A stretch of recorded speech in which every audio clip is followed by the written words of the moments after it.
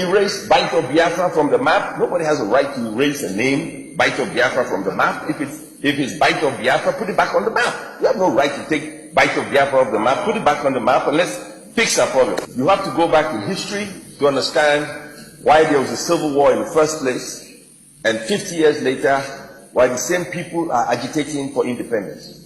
In '66, we had the first coup, where it was alleged that the Igbos wiped out northern leaders in the military.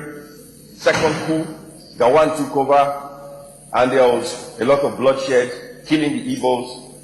Igbos were killed in the north. They moved back to eastern Nigeria. Ojukwu became head of state, declared a nation called Biafra.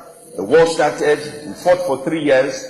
The war was over, and southeastern Nigeria and eastern Nigeria, as it was called, was integrated into Nigeria.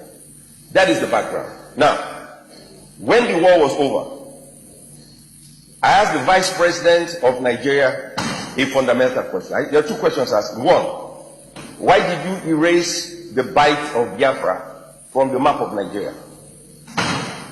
And he said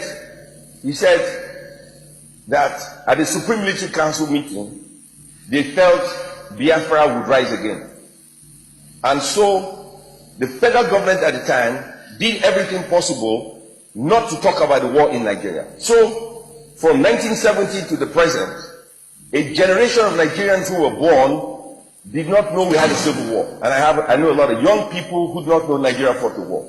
This policy of being an ostrich and not addressing issues is counterproductive. If you lived in America, you know you had the Vietnam War, which happened at the same time as the Nigerian Civil War. You had the Korean War, you had the First World War, you had the Second World War. You have all kinds of wars.